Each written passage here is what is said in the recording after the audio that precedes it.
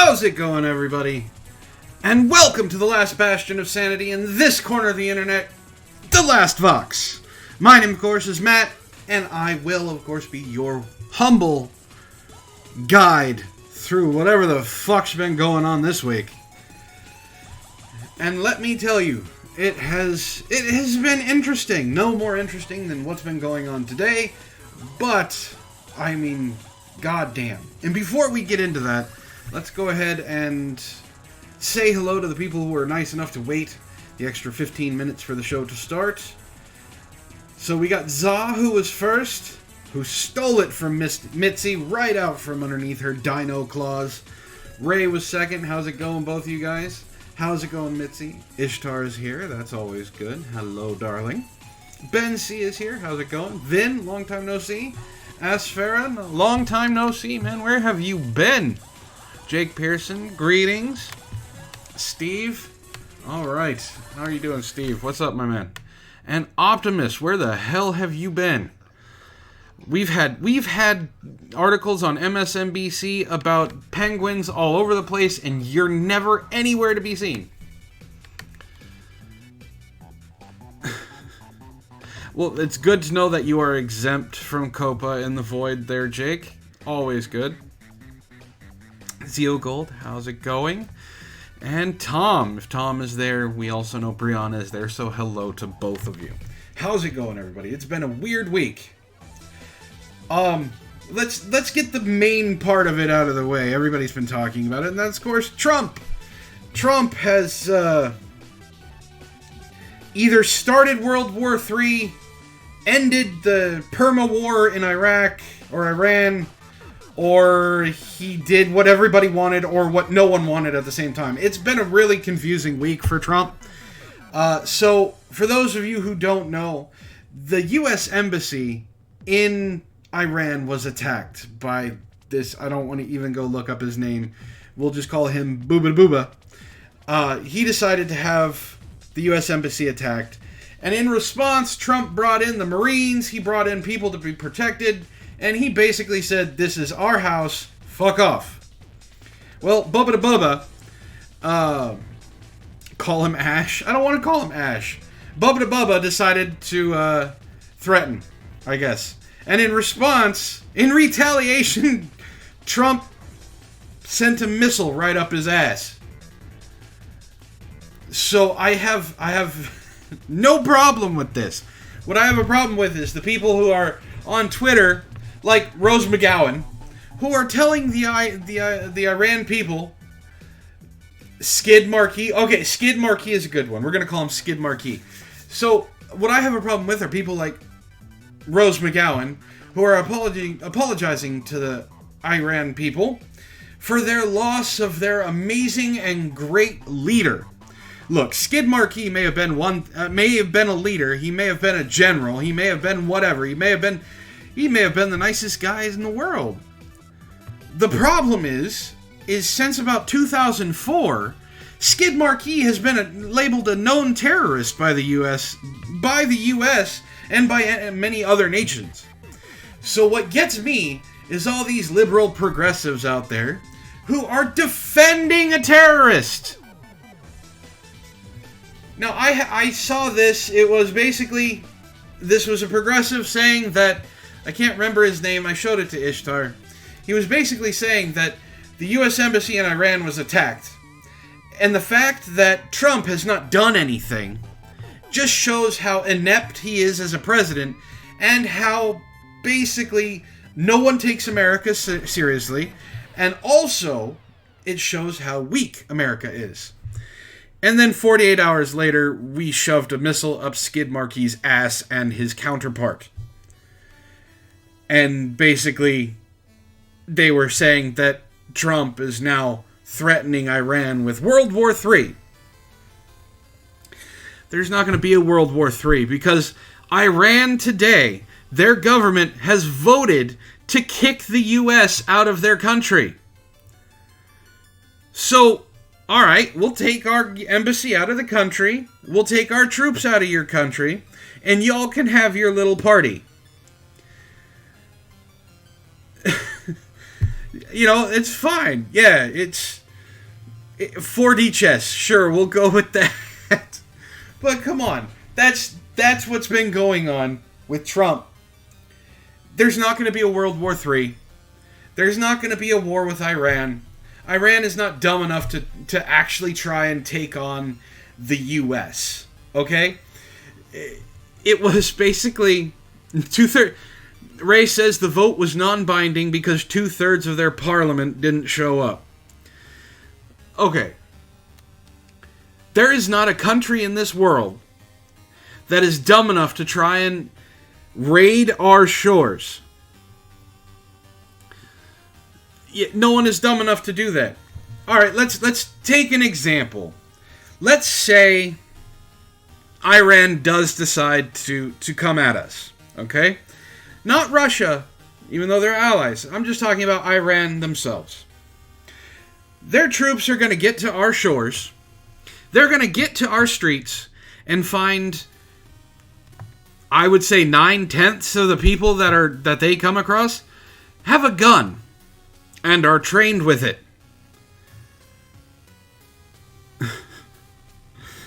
They're not going to come to our shores.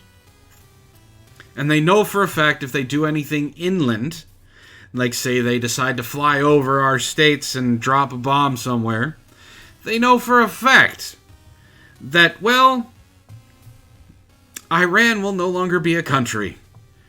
We're going to blow up one part of their dirt and turn it into another part of their dirt. Za is correct. That's why Japan didn't invade us until World War II. And even that was a mistake. They admitted before we dropped the bombs on them that them raiding Pearl Harbor was a mistake. They weren't supposed to do that. You noticed in the World Wars, basically the U.S. was kind of out of it. We were kind of like, all right, you guys do your thing. You know, if we're brought into it, we'll do something. But you said you got it handled. Cool, you got it handled. And then Japan went, nah, bitch, we're dragging you in. And shortly after that, the World War ended. You know, we would turn Iran into, as Zio Gold said, a glass parking lot.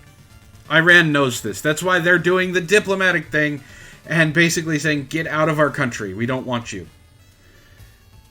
That's fine. That's actually a good way of doing things.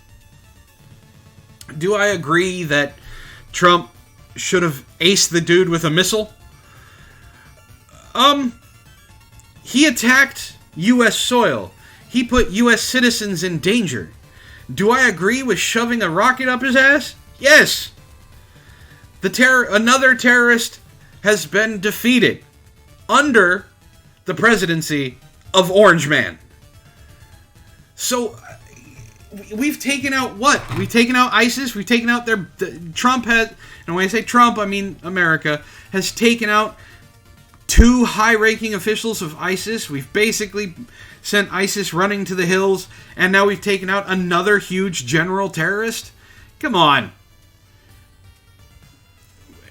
Trump has done good things. It's just these progressive liberal idiots don't want to admit it. They want the victim bucks like Rose McGowan, who then, after her tirade about how she's a sorry, and that 52% of Americans are heartbroken for them and are upset that Trump did this. Pro tip, they're not. She then was basically like, I'm not going to vote for the Democrats because I don't know anything about them. But all the evil Republicans are there. It's best to know the evil that you know, so I'm going to vote Republican. Listen, you have things wrong in your head. You need to get them fixed. Whatever fame you had has gone to your head. Your looks are gone because you look like a crazy cat lady on The Simpsons, minus the hair. And you are just spouting absolute nonsense. You know what? Here, this is how serious I am about Rose McGowan being ignored for the rest of her life. I would take Jessica Yaniv's word over Rose McGowan's. At least Yaniv makes her shit bland and plain for everyone to see. Rose McGowan has an agenda. So, alright, you guys want to see some more craziness and how this is a thing? just from today. If you guys don't follow me on Twitter, you probably should, because I actually get involved with some of these people. I have something you guys are gonna love. So I'm going to go ahead and bring that up right now. And I'm going to read it to you, because I'm sure there are Wiccans in my audience who listen to this who are just going to beat their head up against the wall. You guys ready? So, on Saturday, the 11th of January at 3 a.m. Eastern Standard Time, I will broadcast a death ritual against President Trump. Witches, far and near, please join me and perform the ritual along with me as I lead through it. To see what you'll need, open the thread. Retweet so all witches get to see this. There's more. If you want to perform this ritual with her in just 6 nights, this is what you're going to need. So get your laundry, get your grocery list ready, set that aside. This is even more important. You will need 2 black candles, 1 red candle, red paper with a black pentagram drawn on it, a rotten apple, a Trump puppet. Now this can be a voodoo doll, or this could be a stuffed animal, or it could even be a MAGA hat. Rotten flesh, 3 pieces of bread, and black pepper. That's right, we're going to turn this into a feast. Make sure you have them by the mentioned time. Now, I know you're saying, wait, in all of the things that we know about witches, from folklore and things like that, when you do stuff, it comes back to you threefold. We'll get to that. This ritual is not some quote-unquote evil act. This is what is needed right now. If this man proceeds to live, he'll put millions of innocent lives in jeopardy. His fate will be a lesson for future fascists. Enough is enough. The world isn't yours to oppress anymore. Hashtag witches against Trump. I want to point out, doing fascist things to remove fascism is still fucking fascism. Does anybody get that? I got that. So, okay, there's still more. There's more. She brings up the 3x3, or the three return karma. All of you worried about the threefold law can put the karma of your spell on me. My full name is Alyssa Brown. Just say, the karma of this ritual is on Alyssa Brown. 3 times before the ritual. I don't care. The millions of lives at stake are more important than me, and more important to me. So we have her being a martyr. She's a martyr witch. As long as all of the karma and stuff goes on her, if you believe in this stuff, she will take on all of the pain, all of the suffering, all of the death, everything that she can. And then she's going to start a GoFundMe to make sure that it's all okay. So this is hashtag witches against Trump. And Penn, how's it going? Brings up a good point. How many Alyssa Browns are there in the world? That's not a very specific name. That's not one single person. Let's go ahead and take a look here. We will see how many Alyssa Browns.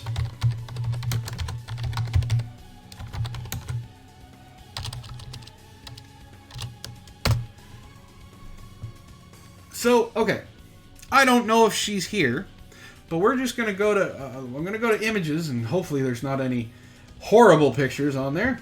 But here we go.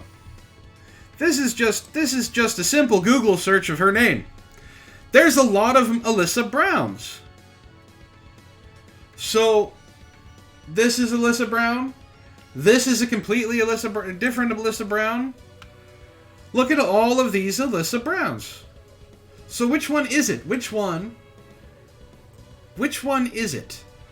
Do we know? I mean, come on. There's basketball players, there's swimmers, readers, cheerleaders, football players. I mean, it could be any of them. Which specific Alyssa Brown? See, and even Vin says he thinks that's the name of one of his girlfriend's cousins. So I ended up kicking this hornet's nest today.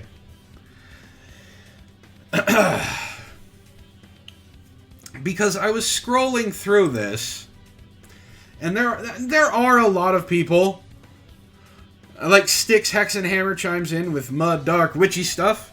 We're going to go ahead and give that a like. But there are a lot of people in here who are kind of saying, that's not how it works. Working in black magic is bad. Things like that. There are even people who bring up religion and stuff. So this is a thing, guys.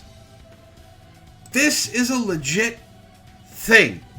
People who believe in witchcraft and voodoo and hocus pocus and hoodoo all want to kill Trump.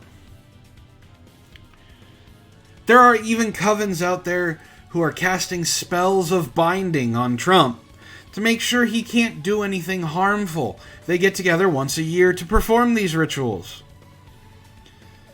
Now, it's really easy for someone on the outside to look at this and go, ooh, maybe this isn't working. What are we doing? What aren't we doing right? So then they go ahead and say, we need to pray more. We need to worship harder. We need to do different rituals. Someone out there wasn't doing the right ritual. So I look at this and just kind of laugh. And not only do I laugh, but then I really start to weep for humanity. Now, why would I weep for humanity? Honestly. They really haven't done anything too spectacular. It's only everybody on the planet.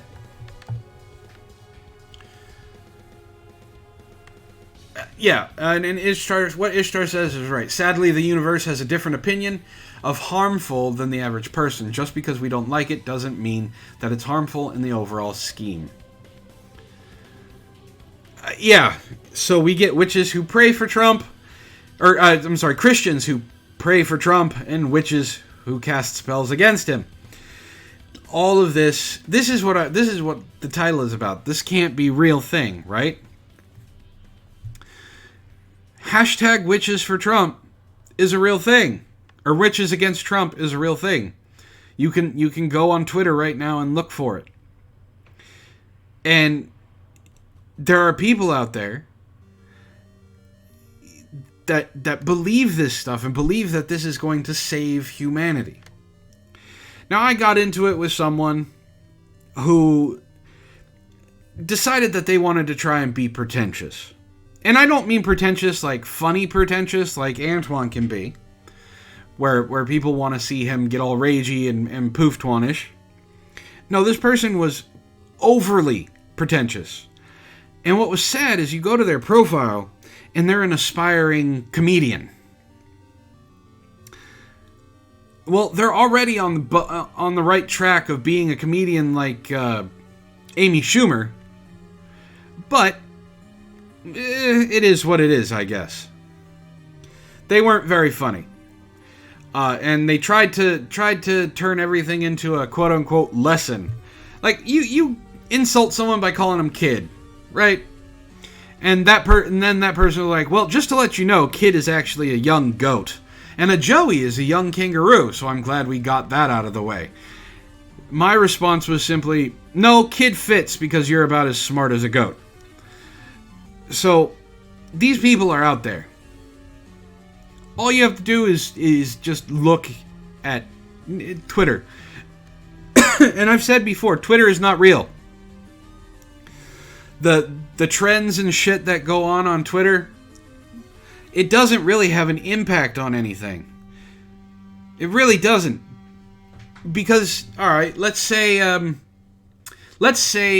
Ghostbusters Afterlife is coming out at the end of this month. I wish it was. We just recently rewatched Ghostbusters 1 and 2.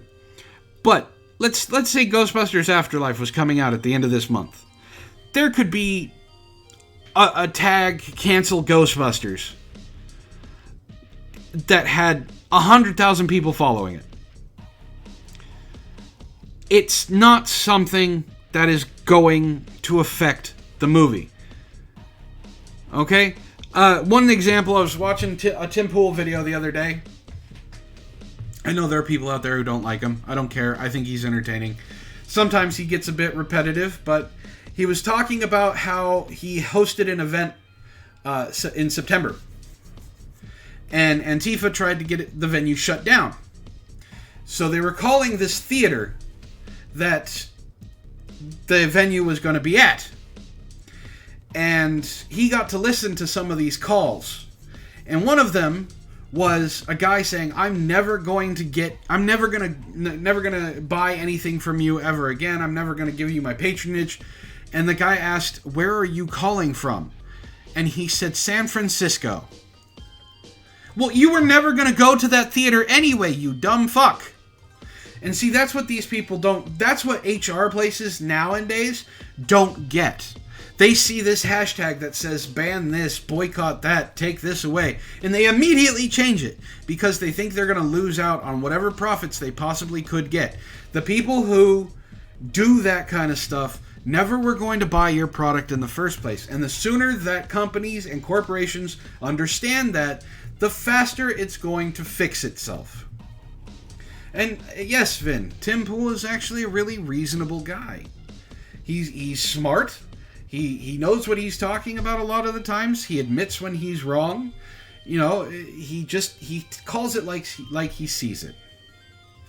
So I've been calling something like I've seen it. And Ray, this is kind of directed at you again, because I don't hear about you moving to Washington or somewhere else. There's something else that is coming out of California, and I still think that California just needs to be cut off from the rest of the country and turned into something else, because it's just turning into a cesspool. Now, this is from KQED Science, so I don't know. I don't know if this is something that is. I don't know how to tell if this is true or not. But this is not. This site is not an onion site. This is not a parody site. So let's go with this. California limits daily personal water use to 55 gallons. Kind of. So, I wouldn't mind trading Hong Kong for California. California has always been America's leader on environmental policy. I wouldn't say always the leader, but it is what it is. All right, Jake, have a good one. And water is no exception.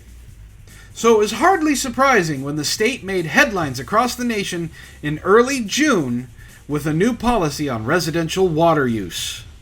Californians will be limited to 55 gallons per day, or per person per day, for their indoor water needs.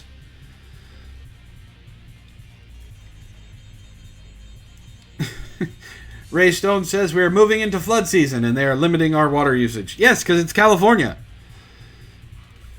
The rule is apparently the first of its kind in the nation. Because it's stupid and California started it. So that means New York is probably going to try and follow. But lost in the excitement, I don't think excitement is the word you're looking for. Bewilderment is a good one.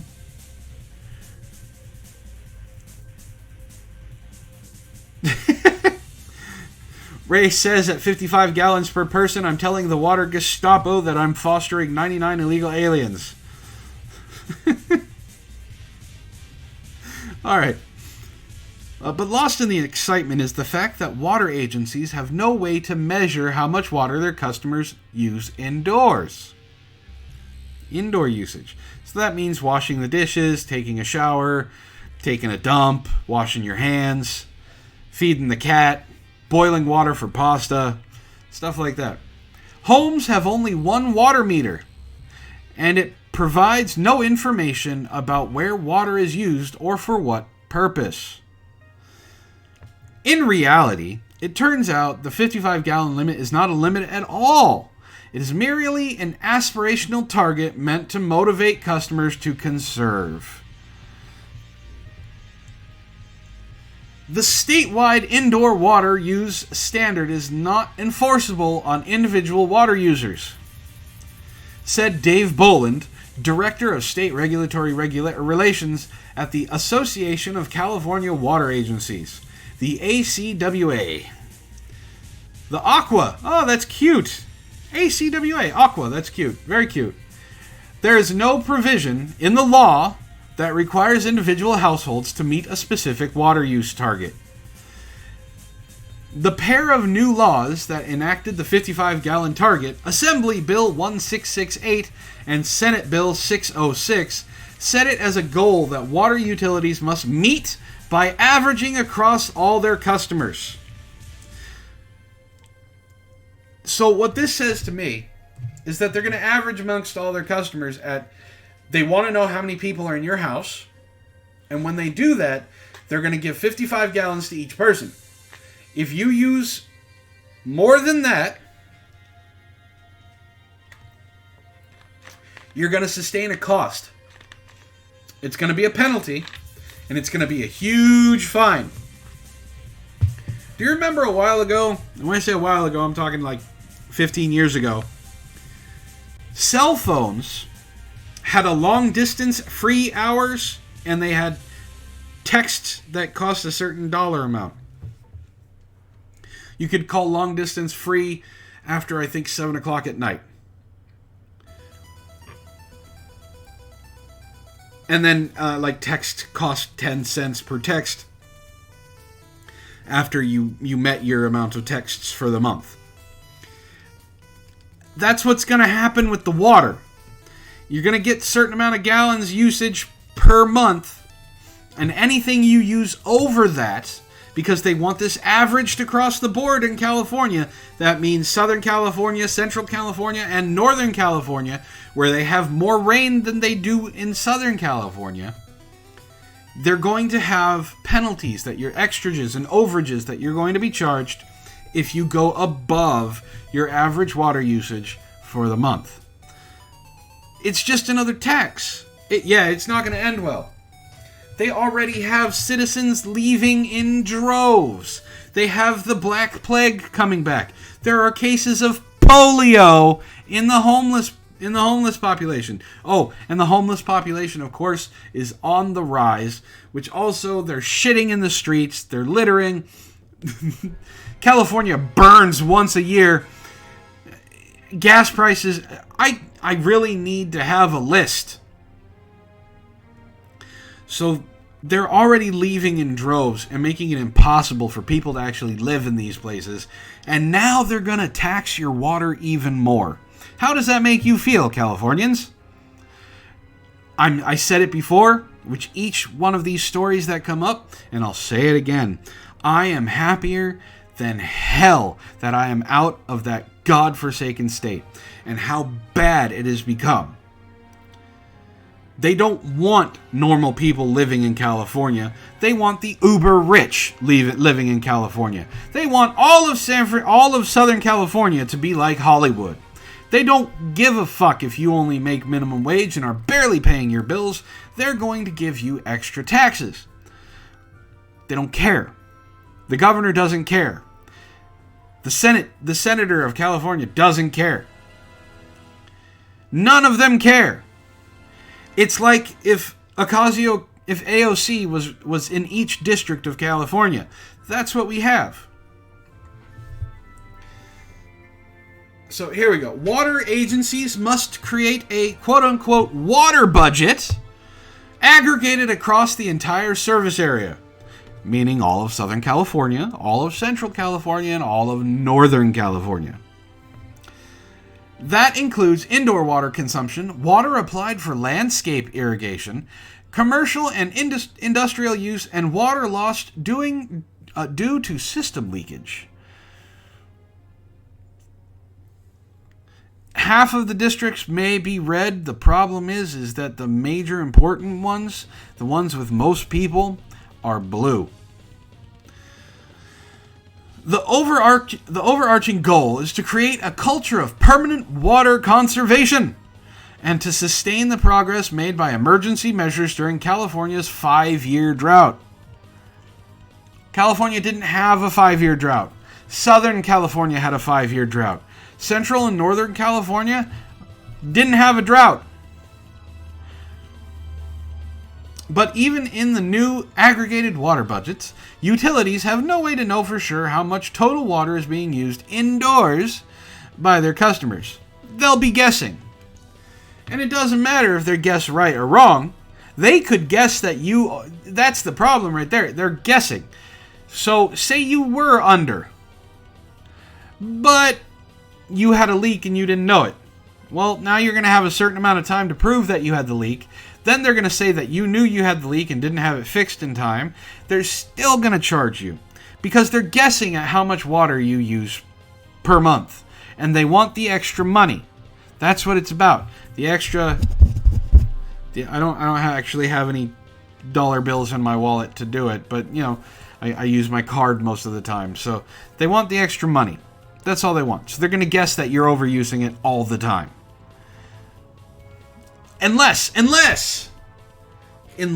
you buy this new thing that they're going to come out with where it tells you how much water is regulated. Now, it's going to save you money over time, but it's going to cost you a shitload more than what it actually is worth. And, then you're going to have to pay a monthly fee on it. This is how it's going to go, guys. This is how it's going to go for California. It doesn't matter what it is. They're just going to add extra money to your bill.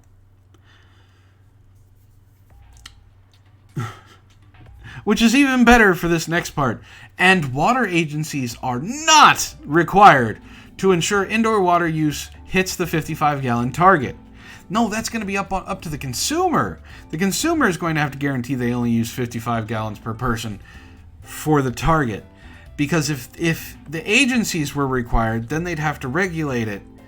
And they can't do that. And on top of that, they don't want to do that. So even as a system-wide average, utilities only face a threat of fines by the state if they fail to live within their total water budget. Do you guys know what an HOA is? An HOA is a homeowners association. Now, most people in California who buy a house are part of an HOA. They don't want to be because it's extra money that they have to pay, but they kind of have to be with the house that they have. Now, the HOA does not have any legal ramifications they can do for things that you do wrong. But they can sue you because you did sign a contract. So what the HOAs want is they want a certain type of grass. They want it to be trimmed a certain way. They want your house to look a certain way. So when Southern California was in its 5-year drought, HOAs still required residents to continue to keep their grasses green, even during the tremendously hot summer months. So there were fines going around like crazy to people overusing water, because if they didn't overuse the water to water their grass, the HOAs would then fine them. Now, what happens with an HOA and a fine is you get the fine. If you don't fix it, you get a warning, which increases the fine. If you don't fix it then, you get another fine for disobeying the HOA. On top of that, they then raise your fine from the first time, and then they take you to civil court. Oh, and all this time is going on, you can fight them, or you can tell them to fuck off, but either way, you're going to be fixing your grass. So you can take the fine from the HOAs, which can be in the thousands, or, see, Sparky knows, or you can pay the fines to the water company for overusing the water. trust me, the fines for overusing the water are going to be a lot less than what the HOA is going to fuck you with. How much more are there? Oh, this is a pretty long one. I'll read a little bit more and then we'll move on to the next one. It will be up to the local urban water suppliers to determine how to meet these aggregate water budgets, Bolin said. That means your local water company is going to be adding fees and fines and people that are going to raise your rates. So if the 55-gallon limit is not really a limit and nobody even knows if it's being met, what good is it? It's just good for adding money to the California governmental pockets. That's all it is. So not only are you going to be spending more for water, you're going to be spending more for electricity, you're also going to be spending more for gas, and they basically want to milk every red cent out of you and squeeze that stone for more blood. They don't care if you live or die. They just want to make sure that California is seen as one of the wealthiest states in the nation. Environmental groups supported the 55-gallon target as a public educational tool. Because of course they did. Ray says, urban water suppliers. Guy on the street corner saying, what you want? What you want? I got bottled, fresh, with bubbles, with chlorine. What you want? What you want? I got it. When buying my house, Sparky says, when buying my house, that was a must, no fucking HOA. Yeah, a lot of places now have HOAs. Alright, I think the reason the number is important is because it does provide a barometer against which to measure water usage, says Sarah Amazadeh, Executive Director of the California Coastkeeper Alliance. How much money does Sarah Amazadeh actually make per year? I'm guessing it's quite high. There's a public awareness benefit. No, there's not. But I would still say the legislation is somewhat of a missed opportunity to make some deeper water conservation and efficiency gains. See, gains. They want money. They don't care about how much water is being saved. They just care about the money that they can get from it. One reason, she said, is that 55 gallons is probably too generous. They want... Look, if they want dirty, stinky, nasty, smelly hippies, all they need to do is find a way to get the people who live in Oregon to move south. And they'll get as many fucking nasty-ass, dirty-haired, greasy, smelly, rank hippies who like to shit in the streets as they want.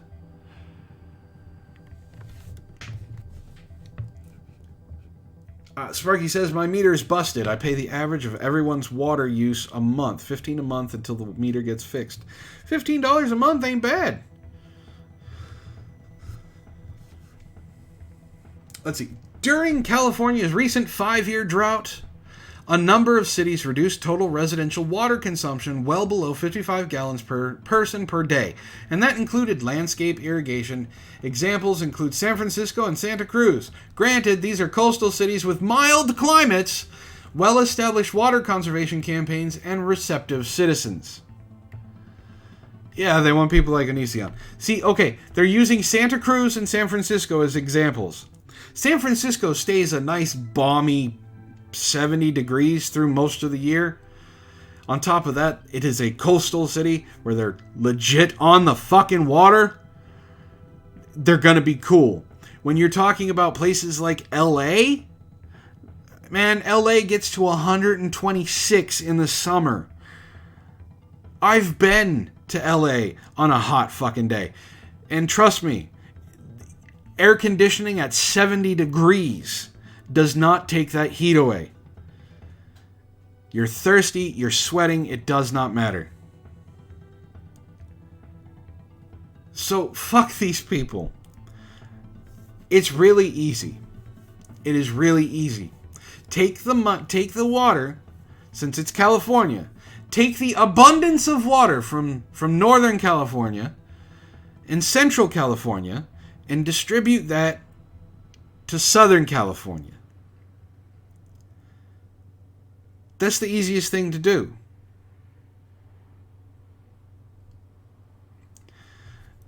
There are times where people are like, man, it's only 100 degrees out. That's great. But Optimus, you said you live in Arizona. You live in the high desert. 120 is a cool day for you.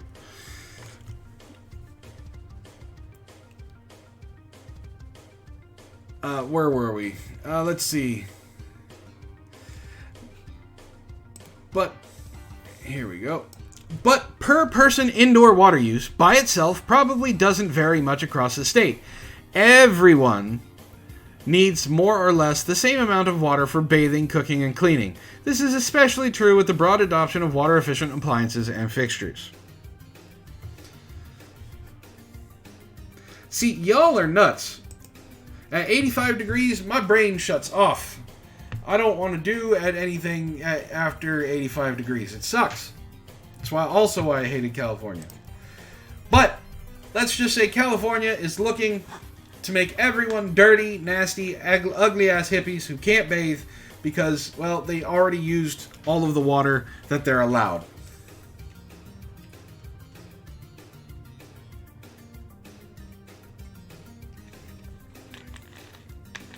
Ray says, makes me wonder, are they using LA standards for bathing or San Francisco? Either way,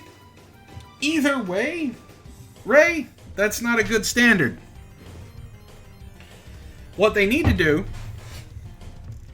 because basically what you're asking is, do they go off of Skid Row standards or do they go off of Poop Island standards? I mean, either one is bad. How's it going, Wolf? Alright, let's talk about some entertainment. You guys like entertainment, right? You guys like movies? Did you know that there was a Grudge remake that just came out? No, neither did anybody else. Apparently it was bad. I think we talked about Cats a little bit. Cats had to give out Cats Point 2. Cats 2.0. All of these things are just bad. But, did you know that Kevin Feige has come out for Marvel Studios and said something extremely important?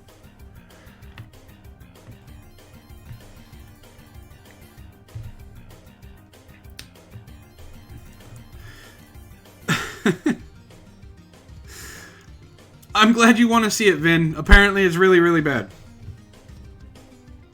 So, something extremely important coming out from Marvel Studios. Now, it's not a new Avengers series. It's not something about Disney Plus. No, this is very important for Marvel because they need to let everyone know this is what's going on. Marvel head Kevin Feige confirms upcoming arrival of new trans character. That's right. Marvel Studios is getting a trans hero. And no one cares. How's it going, Bug? Brianna, nice to see you.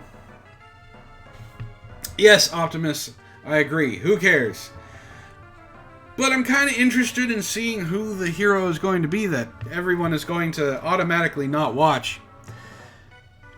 Marvel Studios will be delivering on its promise to include more LGBTQ characters in Phase 4 of its cinematic universe.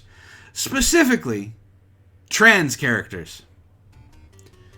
According to Pink News, Marvel head Kevin Feige appeared at a Q&A event at New York Film Academy, where he said, absolutely yes, in response to a question about any new trans characters in the upcoming slate of movies.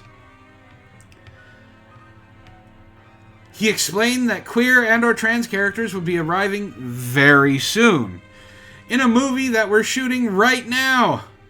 Reports Pink News. When asked by another audience member whether the success of Black Panther and Captain Marvel would open the door to further diversity, Feige said that it was always a plan for us. Okay, I will admit Black Panther was successful. Financially, it was.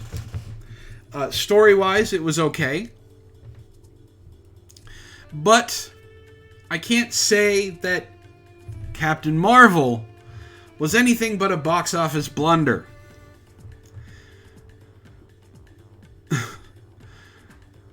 Alright, so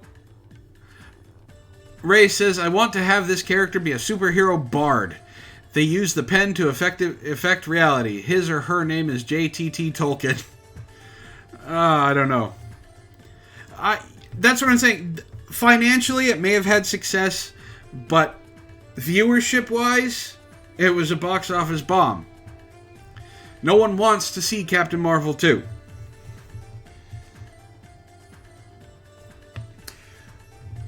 Feige's admission appears to confirm a July 2019 casting call for a trans woman of any ethnicity in their 20s or 30s, whom geeks worldwide speculate could be the character Sarah, the universe's only existing trans woman superhero.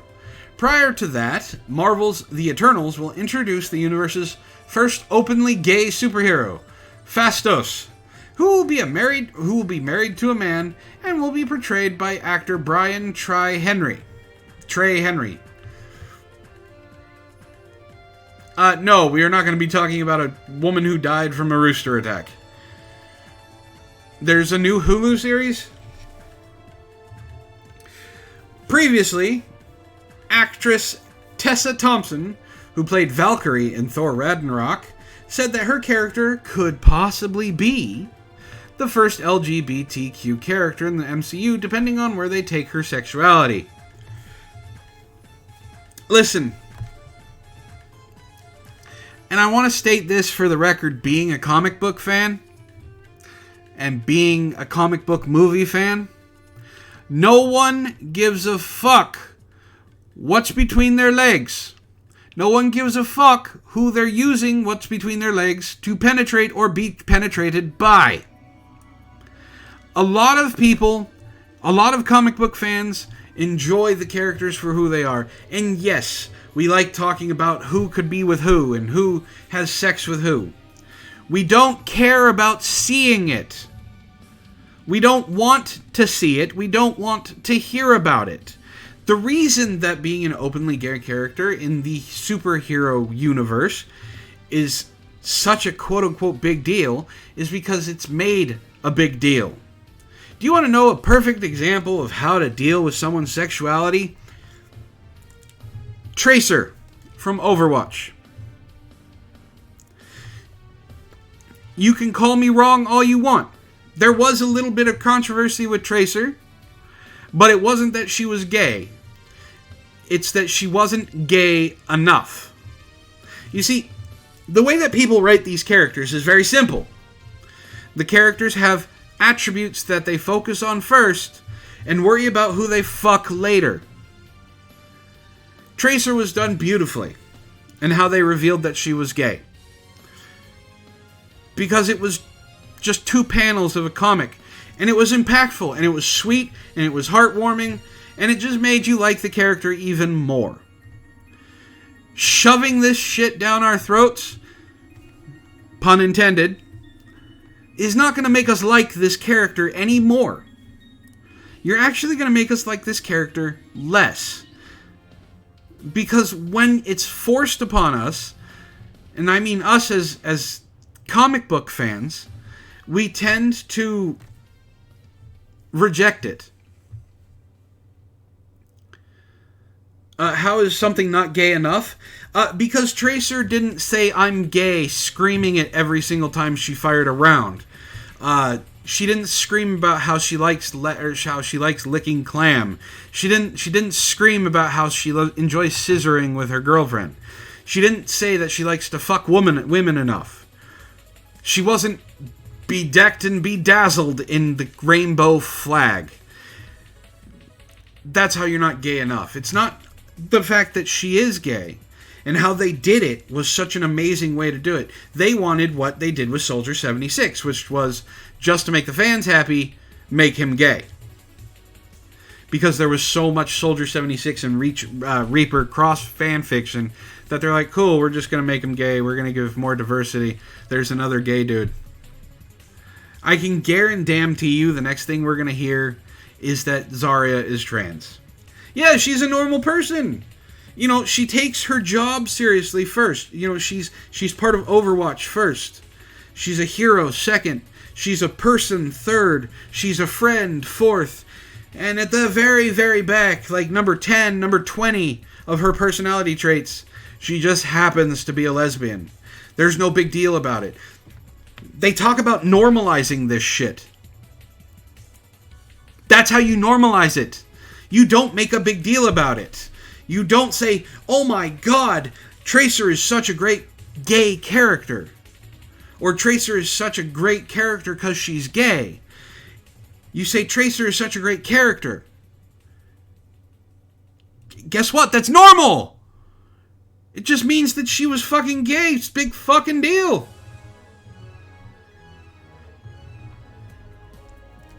How's it going, Nathan? My point is, for all this is, we're not, the people at large are not going to go see this fucking movie, whatever it is, because they're focusing on what this character is. If Valkyrie came out as a lesbian because she suddenly kissed a female character on screen, no one would care. But if Valkyrie came out on screen wearing rainbow armor, swinging a giant phallic fucking sword, and basically had a harem of women carrying her around, yeah, people would be a little pissed about that. She would be destroyed as a character.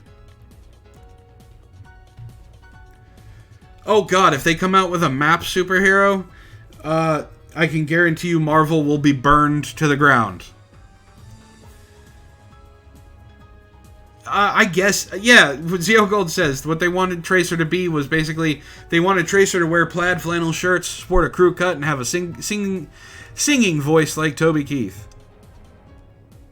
So, I'll ask you guys, plain and simple, if this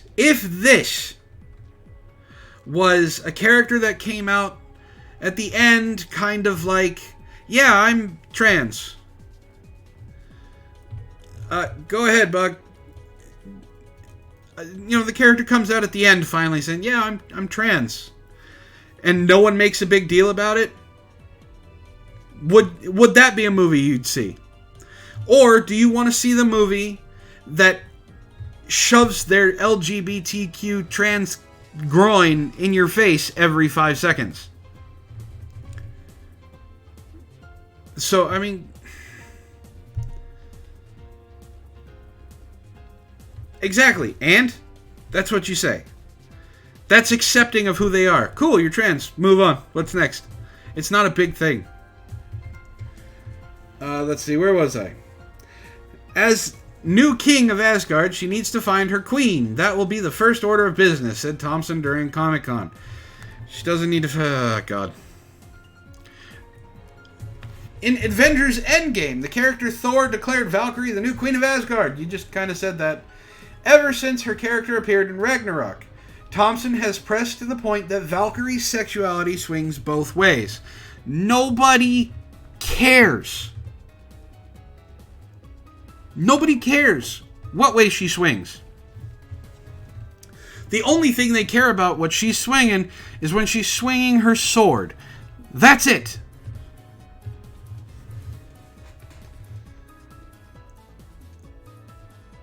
What else is here? The latest Avengers installment, however, did break new ground with the inclusion of Grieving Man, played by co-director Joe Russo, who was seen at the very beginning telling Steve Rogers about a man he was dating. However, LGBTQ activists took the character as Marvel's cheap attempt at diversity.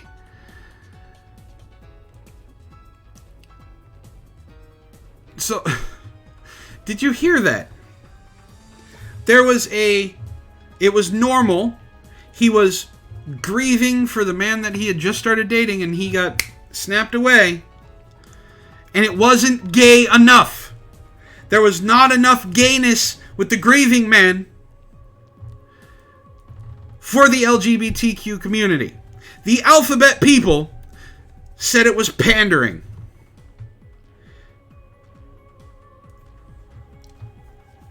What would happen if the grieving man was straight? Well, there's not enough gay people.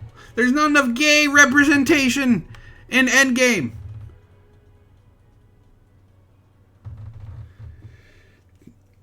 It's never enough. And Kevin Feige and all of these people need to start understanding what I said before. The ones that are going at you on Twitter do not matter. Twitter is not real life. Stop thinking Twitter is real life. If you think that Twitter is real life, you're going to screw yourself over. It was... Now, Nathan, I understand. You know, it was... When I saw it, it was a small scene, but it was an impactful scene. It was the grieving scene where Captain America was running the circle for people who had their loved ones snapped away. It's just something that... It was a touching story. It wasn't supposed to be impactful. It was just to say that everyone was being impacted by this. All walks of life. You know, all of the alphabet people probably had people snapped away. Hetero people had people snapped away. Moms and dads had children snapped away. Children had moms and dads snapped away. It was just a scene to show the impact hit everyone. And how hard it was for that person. It was a touching scene, it was. But it wasn't gay enough. Ray says, let's be honest. Thanos snapped away half the universe. How much more gay can you get than a snap? Well, Ray, you happen to be right. So, from what I'm getting from you guys is you're not going to give a flying fuck about this trans character that's going to be coming out. And you know what? You're right. Because they're going to push it, and they're going to push it, and they're going to push it, and they're going to force it down your throats as often as they did with the Miss Marvel thing, or the Captain Marvel thing. And if you happen to not like it, if you happen to be, if you happen to see it as not a good movie, if it is not the greatest action comic movie of all time, well, you're just a fucking transphobe, and you don't want trans people to have their day in the limelight. When the reality is, the writing's going to be shit, the action is going to be shit, the characters are going to be shit, and no one's going to want to see shit.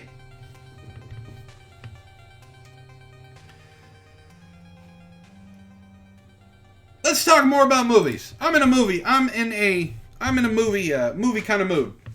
Like I said, Ishtar and I watched Ghostbusters 1 and 2 recently, and it just reminds me of how much I enjoy those movies.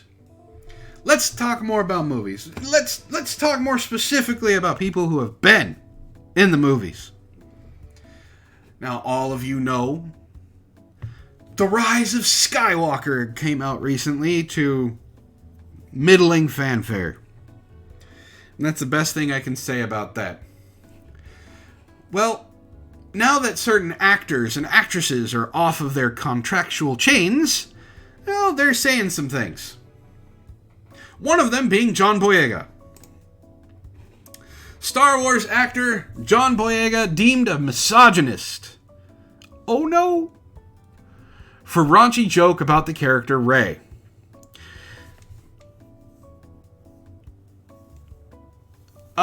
Sure, Vin, send it to me in DM so I can look at it and maybe talk about it next week.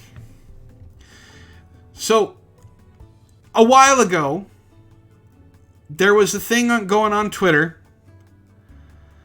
that a person drew Rey with big titties and childbearing hips.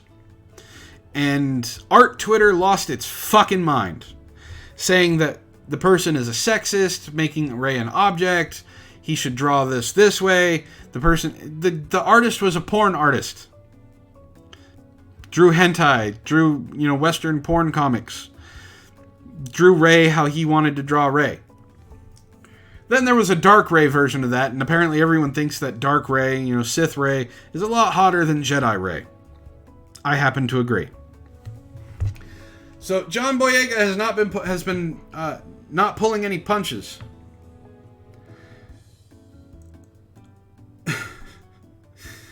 So let's get into this, because John Boyega is a troll. Star Wars actor John Boyega seems to be pushing all the wrong buttons this week, from Reylo fans to feminists. And to be fair, who gives a fuck about Reylo fans? Before his throwing caution to the wind on New Year's Eve by openly mocking the Disney trilogy, the actor stepped into heavy social media fire when he made a rather raunchy joke regarding the character Rey. According to an insider, Boyega posted a video of himself dancing on Instagram to celebrate New Year's Eve, which prompted one fan to make a joke about how Boyega's character Finn can now date the character Rey due to Kylo Ren being out of the picture. Spoiler, because you guys have already been inundated with all the stuff that's been going on. Rey and Kylo share a kiss in Rise of the Skywalker just before Kylo Ren dies. Yes, we are talking about the same people that said Pennywise was an SJW icon.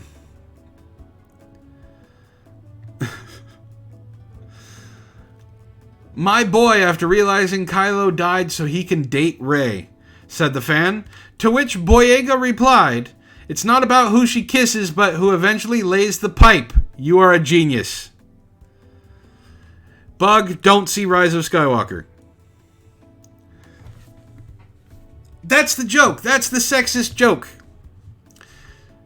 It's not about who she kisses, but who eventually lays the pipe. God damn if that's not the... I'm reading the article. The article gave it up first. But that's the joke. That's what makes him... Yeah, it's pretty good. It's a good fucking joke. According to Urban Dictionary... Oh my god, they had to look up Urban Dictionary to say what lay the pipe refers to. According to Urban Dictionary, the phrase lay the pipe refers to sexual intercourse. Boyega's casual use of the term prompted some fans to accuse him of sexism. Excuse me, guys, I'll be right back.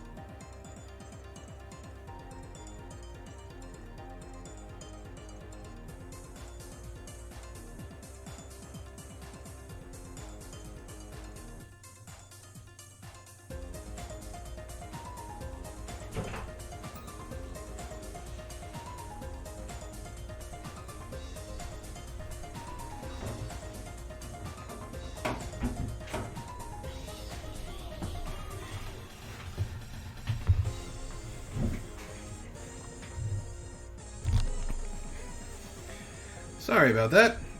Alright, I'm back. I can't believe they had to go to Urban Dictionary to find out what laying the pipe meant.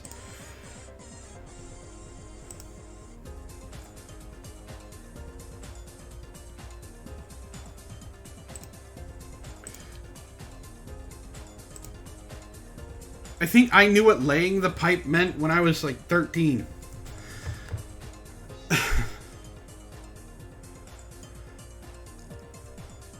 Bro, you are extremely disgusting and gross, also fucking disrespectful. You can't be this jealous of Adam Driver, dude. Said one Twitter user. As a black woman, I'm fucking ashamed that someone like you represented us in Star Wars. Are you kidding me? That was a tweet? Bitch, you need to get off your high horse. No one cares what you think. And to think that that was fucking... God, that makes you ashamed? A joke makes you ashamed? You obviously don't know the difference between a fictional world and reality, Boyega said in response. Good for him. Daisy knows she isn't the character, so to be honest, she doesn't give a fuck. This is why I keep saying Twitter isn't real. These people think that they are making a difference. These people think that getting likes and followers and people to get behind them make them important. What this person needs to understand is John Boyega, who has a very, very busy schedule, took the time to respond to this bitch. Instead of just looking at it like most of the celebrities on Twitter and not saying a goddamn thing to people. Nathan, that is a great idea. Daisy Ridley has given no comment on the issue. Other Twitter users were quick to label Boyega a sexist for making a raunchy joke. A joke! A fucking joke. And a good one at that.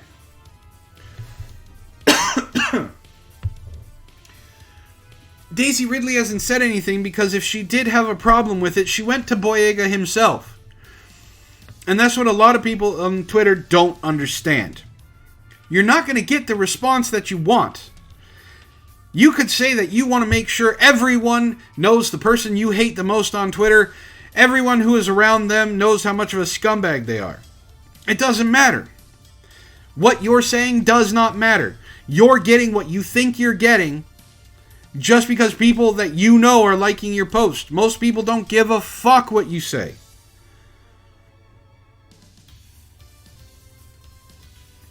People should stop saying it's just a joke about disgusting, degrading, sexual comments about women just because an actor we loved is saying them, said one Twitter user. In fairness, John Boyega, like any person, can be allowed mistakes and misunderstandings. What's bad here is the way he dragged the issue. No, he has a fucking sense of humor. The people who he's talking to have a sense of humor. The people who he's dealing with know it's a joke. Just because you stan Kylo doesn't fucking mean anything. I hate that term, by the way. Stan? I get it. You're standing with them. That's fine. That doesn't mean you have to be an obsessed, brainwashed little fucking pygmy that doesn't understand that people are people. Twitter gives us the most access to famous people that we have ever had in our time since Hollywood. It allows us to see them as normal people, but because our biases, and I do include myself in that, our biases towards these people we don't like or do like, determines how we're going to take the joke. So this person likes Kylo Ren. Good for them. Doesn't mean it's still not fucking funny.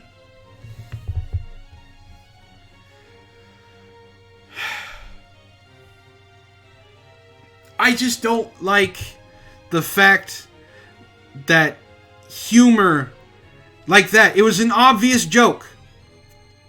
It was an obvious fucking joke. And it's taken as if he thinks that way about women all the goddamn time. Because there are people out there who believe that if you make a joke, it's how it is for you all the time. It doesn't matter who it is. It just means that that's who they are. It could be fucking Gandhi. If Gandhi made that joke, suddenly Gandhi is a sexist. Or racist. Or he's violent. Or whatever. It was disgusting. And when I responded, several fans were telling me that other people have been disgusted. Oh no. Oh no. Other fans don't like the joke. Oh fucking well. Has he deleted it? No. Good. This does not make it okay, and calling it a joke does not make it okay. If someone makes a regular racial slur against you and then says, oh, I was joking, this does not make it okay. That's a false equivalence, ladies and gentlemen. If I use the term nigger in a joke, well, it's still a joke. But if I call someone that, That is not a joke. Okay? That is a racial slur. Using offensive language in a joking manner is not using it in the context that these people are talking about. And I don't give a fuck. Spick, kike, all of that stuff. It does not matter. It's a joke. If I am saying a Jew, a priest, and a crackhead walk into a bar, no one's gonna care.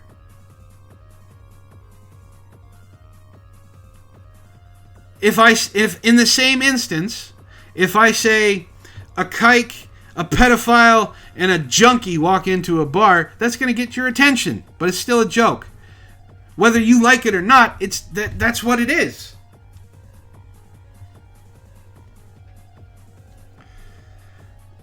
Nathan says, I feel like most of these constantly outraged types were one of two types. Either got too much attention as a kid or were severely bullied as children and teens. So now they must project it.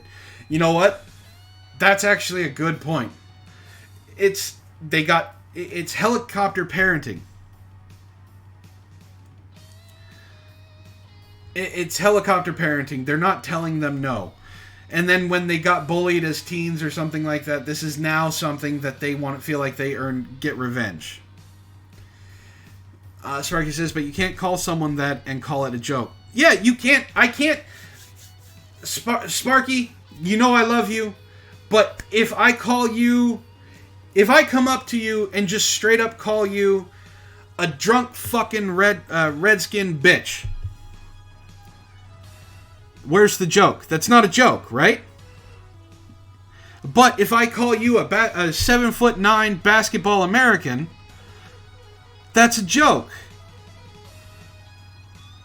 It's the intent is what is causing it to be a joke or not. I'm taking something about you, which you are extremely tall, and I'm also switching something about you. You're not...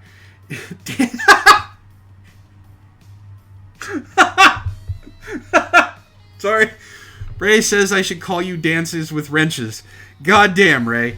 But, okay, so I'm calling you a 7'9" basketball American. One, you're not 7'9", you are tall. Okay? You're also not black. You're Indian. Okay? So I'm still changing something up. You know it's a joke. People who I'm talking to about you and I say that, know it's a joke because they can see you. It doesn't... But me just calling you a racial epithet, that's something completely different.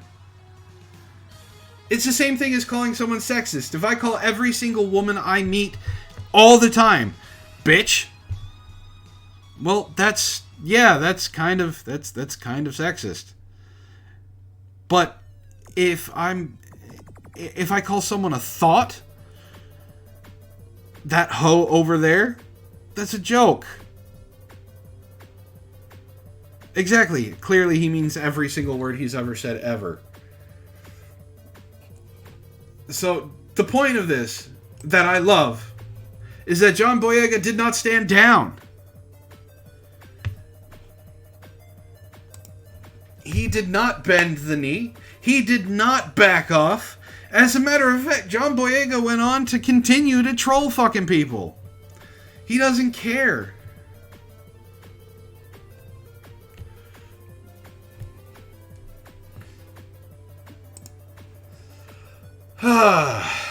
Well, Sparky, you had to bring it up, so I guess I will talk about it. I blame you.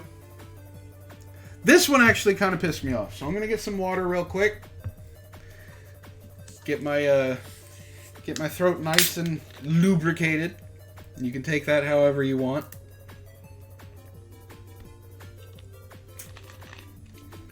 Because this is something that's going to piss a lot of people off. Now, we talk a lot about censorship. We talk a lot about people getting other people deplatformed and things like that.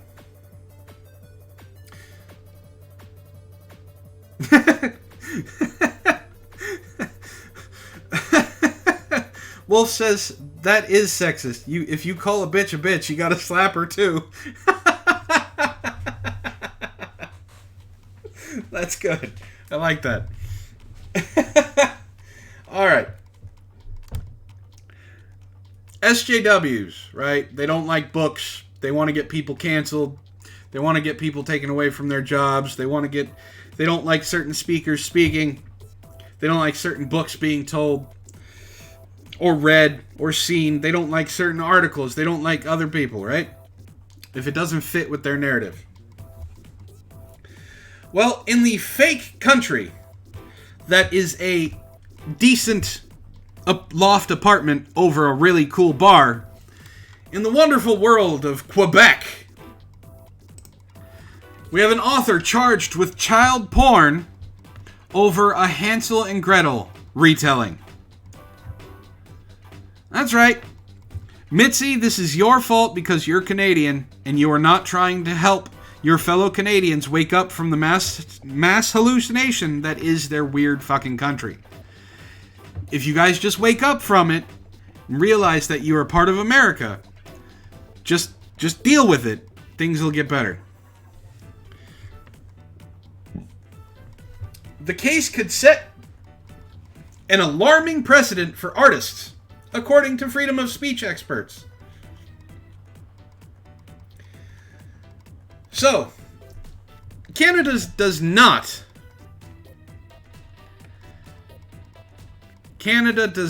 have free speech. And this is a proof of it. Canada is not currently among the countries that imprisons writers based on their published works. But that may be about to change. How's it going, Wikipedia? Long time no see, man. Last April, Quebec author Yvan Godbout and his publisher Nicolas Doisset were charged with producing and distributing child pornography. The charges against them stem from a single paragraph in one of Godbout's novels, a dark retelling of Hansel and Gretel, in which a father sexually assaults his daughter.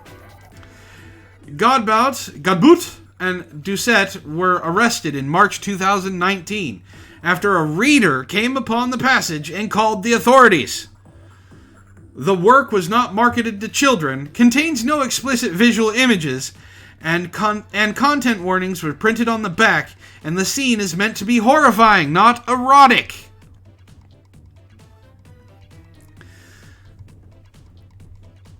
This is going to set precedent, people.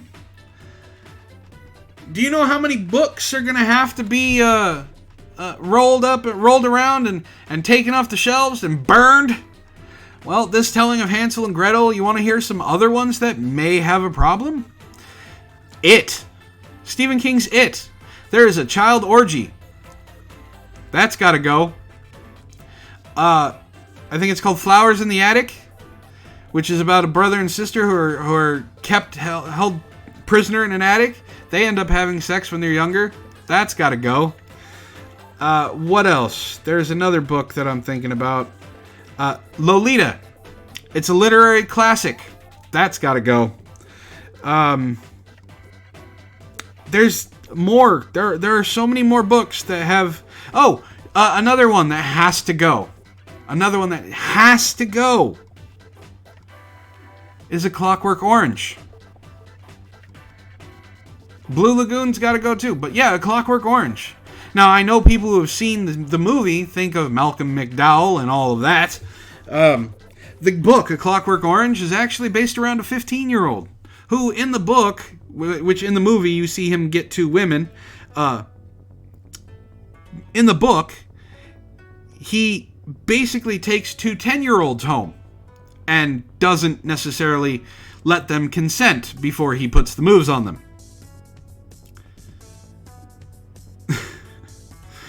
There's a lot of stuff that's going to be if this gets passed that is stupid, and we're talking about literary artwork.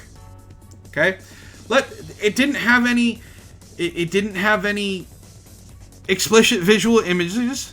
It didn't have. It was not marketed to children. There was a content warning on the back, and it was meant to be horrifying. How else is this not child pornography? let's keep going and see how this goes. Yeah, Canada's dumb. Godbout's book Hansel et Gretel was published in September of 2017. It took 2 years. Oh, 2 years and one single person. One person did not like it, and basically now they're being arrested. By Editions ADA, as part of a series of contest inherits Forbidden Tales. The works in the series reimagine classic fairy tales as horror stories. Currently, Hansel et Gretel is ranked 3.6 out of 5 stars on Goodreads. Yes, Romeo and Juliet's got to go too, because it's a 16-year-old and a 13-year-old. Though the case has attracted almost no attention in the English media, advocates for civil liberties have spoken out against Godbout's and Doucet's arrests. In a letter to Quebec's Minister of Justice, the Canadian Civil Liberties Association called the charges against the two men a terrible excuse of your quasi-judicial powers. Oh. Yes, Mitzi. Move south. Hansel and Gretel is a horror story, but this retelling is even more dark and grimdark and gothic, basically. Every once in a while, people get it in their heads that the Brothers Grimm's story tales need to be even more dark. And said it is straining the limits of reasonableness to suggest that the novel is child pornography as contemplated under Canada's criminal code. A petition protesting the prosecution of Godbout and Doucet currently has almost 20,000 signatures. Mitzi, you need to find this, and you need to sign it, and you need to force every single person in your family to do the same. Because this is garbage. One person is causing an author to be arrested because they didn't like reading a paragraph.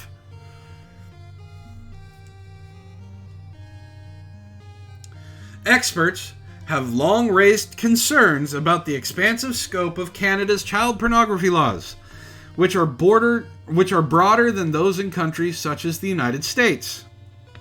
So not only is Canada fake, but its laws are so ridiculously broad that a paragraph that one person did not like reading is enough to get someone arrested 2 years later. And which have been used to prosecute visual artists such as Eli Langer, but the Godbout case is the first time child pornography charges have been brought against a literary author for a work of prose. It is not difficult to see why groups like the CCLA might think that the case represents a misuse of the law. Canada's Supreme Court has ruled that restrictions on expressive material are justifiable to the extent that such material poses a reasoned risk of harm to children.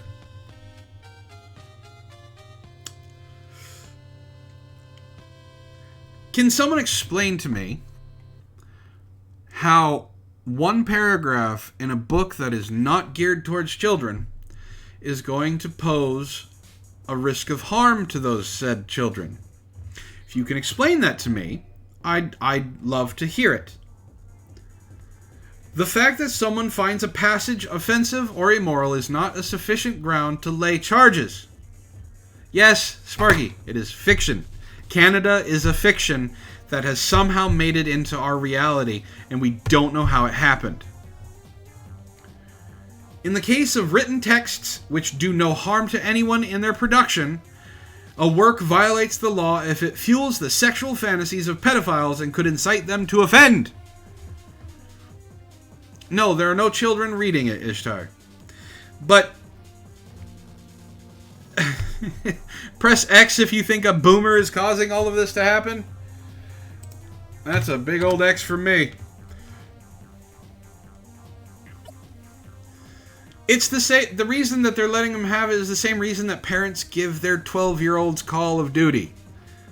They just asked for it. Now, it was not written erotically. This paragraph that offended the person so much.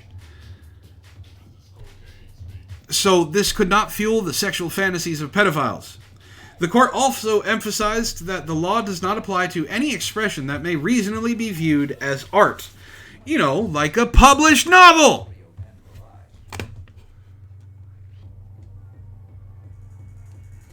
To convict Godbout and Doucette, the prosecution will have to show, first of all, that the passage in Godbout's work could conceivably incite a pedophile to commit a contact crime. This will not be easy. In his critical survey of Canada's child pornography laws, Bruce Ryder, which is an amazing name for someone who's looking into pornography laws, a professor at Osgoode Hall Law School, concludes that the social science evidence does not support the cause hypothesis in relation to this type of material. We ought not to rely on it as a basis for criminal prohibitions.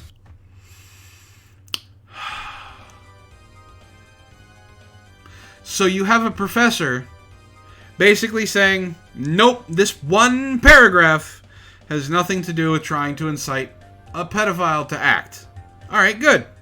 Second, the prosecution must show that Godbout's book cannot reasonably be viewed as a work of art. This would seem to be still more difficult, if not impossible. Then this raises a serious question whether the charges should have been laid in the first place. Here, let me give you a huge spoiler warning. This is for you, Bug. Spoiler! No! This should have never had charges in the first place. Frank Addario, a criminal and appellate lawyer who leads one of the country's leading Supreme Court practices, said that in dealing with expressive material, the government's job is to prosecute in clear-cut cases where there is no artistic merit defense. This is not a political judgment, it's a legal one. It requires discretion and restraint, not pandering. So, that's two professionals. Two people that they have gone to have basically said, this is not a thing. Stop making it a thing. This thing can't be real. Catherine Tausenberger, that's a fucking name. A professor at the University of Winnipeg, who specializes in folklore and children's literature, said that in giving fairy tales a dark reinterpretation, authors like Godbout are actually bringing them closer to the original source material. I don't know if you guys know this, but the Brothers Grimm, the people who created the folklore of Hansel and Gretel, it was a violent story. None of the Brothers Grimm stories were happy fairy tales. They always had a vicious bend to them, and it had a moral.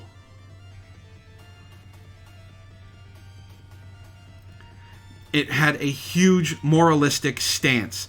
The fairy tales were not meant to make you feel good. The fairy tales were supposed to warn you against doing certain things. Disney is the one that basically said, we need to make fairy tales happy. Did you know in the original telling of Cinderella that she wasn't woken up by a kiss? She was woken up by giving birth. Yes, that's right. Cinderella was put under a magic spell. Prince Charming happened to find the woman in the tower, thought she was so hot he couldn't possibly keep it in his pants, and basically raped her, or Sleeping Beauty, basically raped her in her sleep. And she woke up because of labor pains. Labor pains woke her up. But yeah, Sleeping Beauty gets a happy ending on Disney's part. The reality is, these stories are much worse. Yes, Cinderella is the one with the feet. Cinderella had her two sisters mutilated cut off, broke off, and tore off their toes and shaved their heels down to try and fit into the glass slipper. Yeah, and Little Mermaid didn't have a happy ending either. The question was asked of Prince Eric if he could possibly live, or if he could possibly love Ariel, or whatever the name of the mermaid was. I think it was just the Little Mermaid in the story. If he could love her the way she was. He said no. Ariel turned into a bunch of sea foam. Dead. Like that.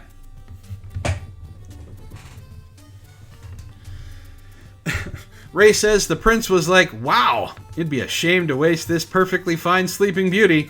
Plus, I don't even have to waste any of my my roofies. That's fucked up, Ray. Alright, let's continue on this idiocy, shall we? She says that tales such as Hansel and Gretel originated as stories intended for audience made up for both adults and children, and points out that the idea of protecting children from the evil and violence of the world didn't become a thing until the 20th century. Yeah, helicopter parenting became a big thing. Before, kids were told these stories to basically say, this is the shit that you're going to deal with in life. Get over it. Alright, Nathan. Have a good one, man. The original tales often contained material that was dark. The story of Sleeping Beauty is based, for instance, on a 17th century Italian fable, Sun, Moon, and Talia, by Giambattista Basel, who drew on folk legends from the Middle Ages. In it, a king discovers a beautiful young girl who has fallen into a deep sleep, and feeling his blood course hotly through his veins, rapes her while she is unconscious. We just talked about this. I told you it'd piss you off, Sparky. There is no shortage of literature in every genre that deals with difficult subjects, often in explicit terms. If authors have to fear prosecution for addressing them, the impact on Canada's cultural life would be severe. Michael Bookman, a Toronto lawyer who is a member of the board of PEN Canada, said, one of the obvious consequences of a conviction would be a freeze on the kinds of expression writers are willing to publish, and that has to concern those of us who believe freedom of expression holds an important place in how our society evolves and how it progresses. The authorities in Quebec have not explained what they hope to accomplish by taking the case forward.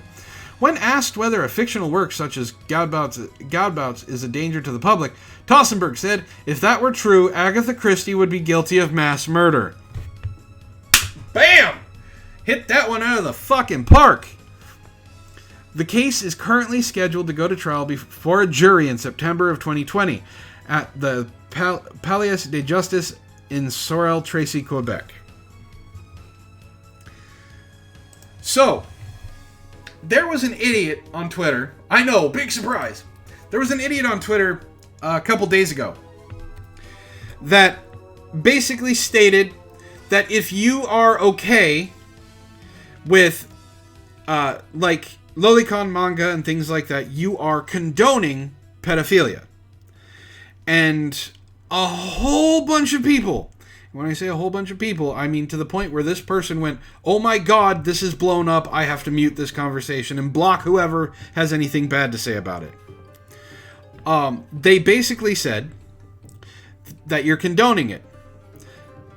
Everybody who said that, everybody who went against that basically said, that's not how fiction works. Because if that was true, I'm a fan of Harry Potter. That would mean I believe in the mass genocide of humans who are not wizards.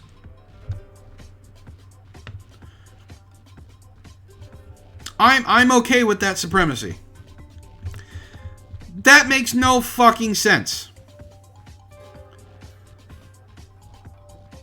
That also would mean that anybody who's a fan of... It's not a good take with the anime community. But that would also mean that, you know, people who are a fan of Anne Rice, well, they're okay and they condone the death of hundreds of people in order to be food. So they believe in cannibalism. Do you see how this doesn't make sense? Exactly. You love Jurassic Park. You're a fan of Jurassic Park. That means you condone genetic experiments to bring dinosaurs back from the dead.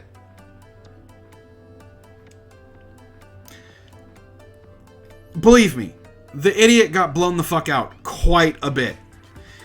I'm pretty sure they're never going to say something that stupid again. There is a difference between fiction... Yeah, space Nazis.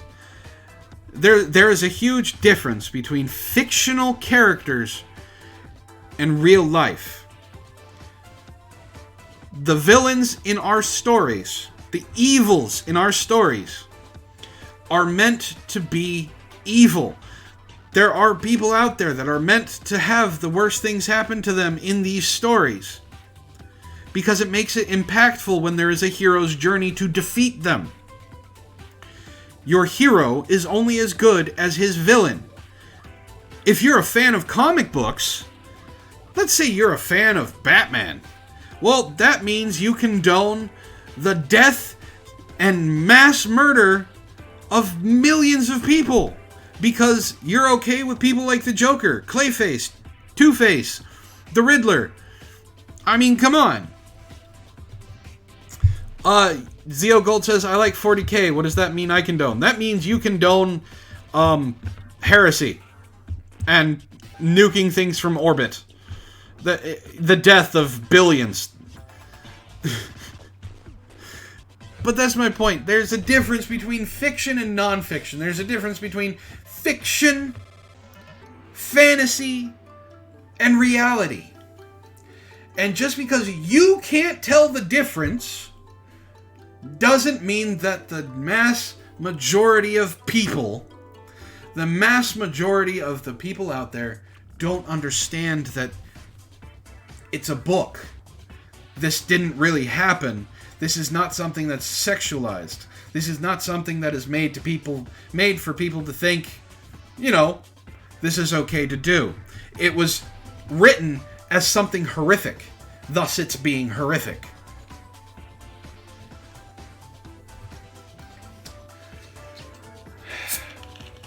Alright. I got one more story. And then I think I'm going to do something I probably shouldn't, if I get through this fast enough. And that is open up the phone lines to you people.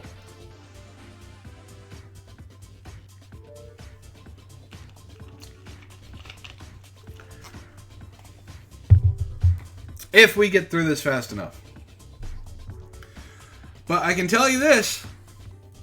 This is a follow-up to a story I did last week. Liberals triggered and outraged after hashtag It's Okay to Be White becomes the top trend on Twitter. Now, before we get too much into this, I tweeted out a couple of hashtags It's Okay to Be White because of my stance for the stance on it is okay to be white. It's okay to be black. It's okay to be brown. It's okay to be green. It's okay to be purple. It's okay to be orange. It's okay to be polka dotted. It's okay to be who you are. I had legit white nationalists and ethnostaters come into my mentions. I cannot understand some of the things that these people say. So one of these brain children said that if we get rid of all the coloreds, and it's just white people, crime will disappear. And horrific murders and things like that will just vanish. And I tried to point out that, well, unfortunately, crime is dictated by poverty. So even if you still have poor white people, there's going to be crime. Just in the same numbers as there are now. And they were talking about the 18% of the population doing 30% of the crime. Yeah, the trailer park is mostly white. They were saying some horrendous shit. And I ended up having to basically say, y'all are fucking stupid. There's no possible way that this is going to get out like this. It's not going to happen. And he decided that I needed to educate myself, which I love when they say that, and that I need to leave. If I don't like that this country is going to become a white ethno-state, I need to leave. Yes. It got to a point where this just became me saying, dude, you're stupid. Now, I was hoping that he was a troll. So I went and checked out his Twitter feed. Nope, not a troll. Definitely not a troll. This guy also used Hitler as a good example. That Hitler rose to power and wanted to get people, wanted the Aryan race he wanted to get rid of the Jews. He used Hitler as a good example on what we should do. And I pointed out that this is really a problem.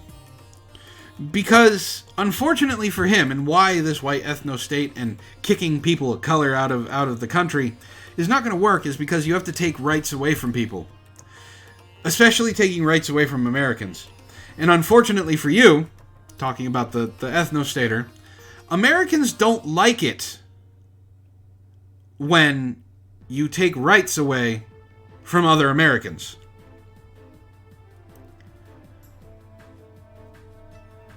So, But anyway, let's get to this article.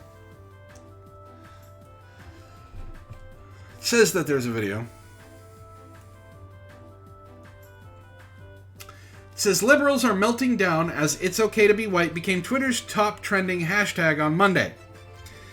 The phrase doesn't claim that it's better or superior to be white or disparage any other races, simply that it's okay if you are. Now, I went over it last week, but this was, of course, a joke from 4chan. They wanted to see if they could get a simple phrase that has no racist connotation anywhere to have news media flip the fuck out about it. They even predicted it in the steps on how to go through with this. It worked. "It's okay to be white" flyers have popped up at campuses all over the nation in the last few years. As white men are constantly being put down by the media, the statement is frequently referred to as a hate message. Though Black Lives Matter and other slogans are not only smiled upon, but encouraged. This loon had a complete meltdown and thought it would be a good idea to post it. This guy. Okay, I'm going to turn off the music real quick because I want to listen to this guy. I want you guys to hear him too. Hashtag "it's okay to be white" trending on Twitter. Clearly, white people are back at it again, and I apologize for my people, because somehow the oppressors are pretending to be the oppressed, like they have a chance in hell of ever experiencing oppression because they're white.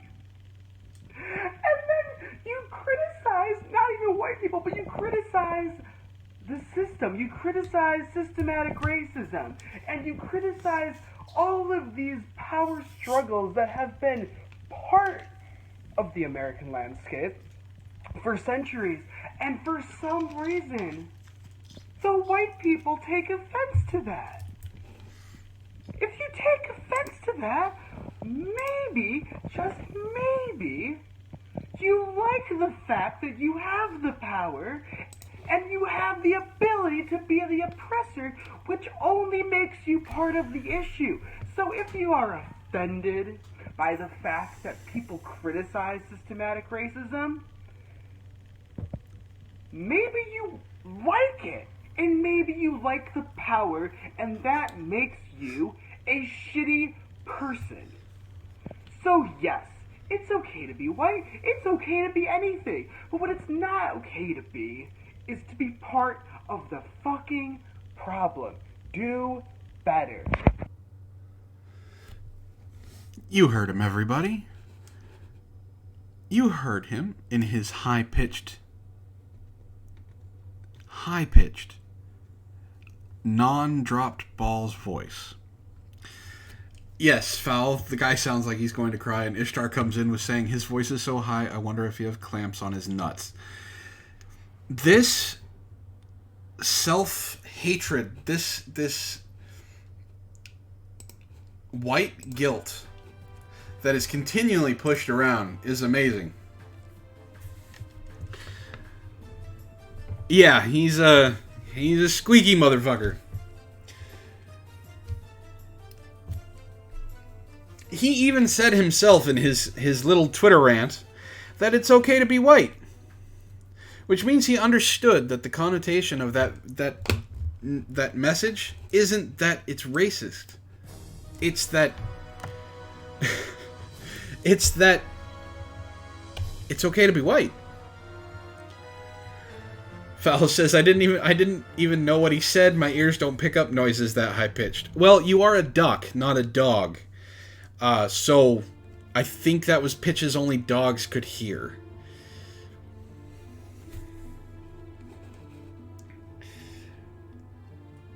But there was a lot of people, like Paul Joseph Watson chimed in with hashtag it's okay to be white is trending #1, and I haven't seen this much salt since Trump was elected. Yes, Vin, this is exactly like the guy who decided he was going to whip himself because he was born white. The hashtag apparently took off because of debate among K-pop fans and light-skinned Korean performers, but quickly spread across the platform and became taken over by American political commentators. Okay, so it wasn't about K-pop fans. What happened is a bunch of people who are not Korean started posting GIFs of K-pop to get more traction in their tweets, because it tags it as K-pop, so they get the K-pop fans to look at it. These are people who are clout chasers who want nothing more than to get more followers by being woke. Let's see. Self-centered leftists took offense and let everyone know, naturally. Jess Phoenix said it's okay. Hashtag it's okay to be white is the single greatest hashtag example of addressing a problem that doesn't exist. Plenty of today's societal problems exist because being white has always been okay. A lot of these people don't get what it is, get what it means. Machine Pun Kelly.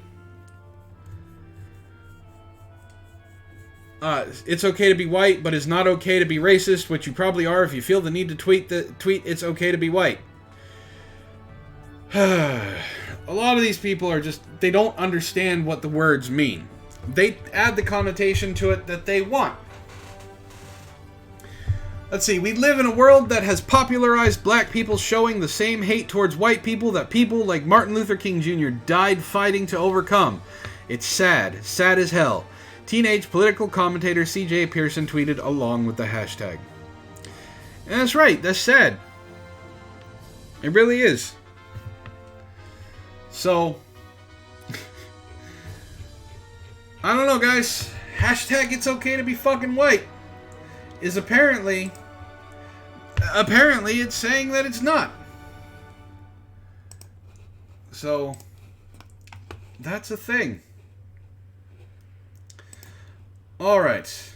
I have a few moments more. So, I'm going to open something up. And I am actually going to... Well, we're going to take a few calls.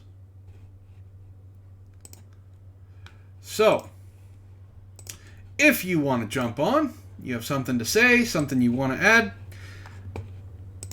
you have a comment, let me know in DMs on Twitter or on Discord, and I will send you the link, and you can come on. How does that sound? Sound good? So I'll give it a few minutes, and we'll see, and we'll go from there.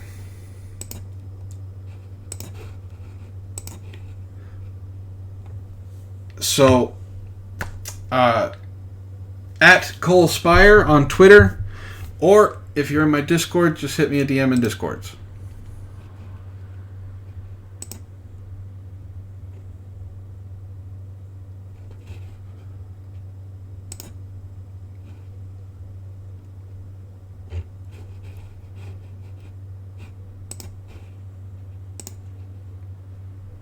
Or, if you want, I haven't, Steve, I have not gone over everything that you sent me yet. I was going to talk to you about maybe doing it next week and have you come on and we can discuss stuff. Or you could give your say on it. I did try and get a Trump conspiracy person to come on, but as is the case with normal people who talk big on Twitter, they refuse to actually want to give their arguments in front of people. So, I mean, I guess there's that.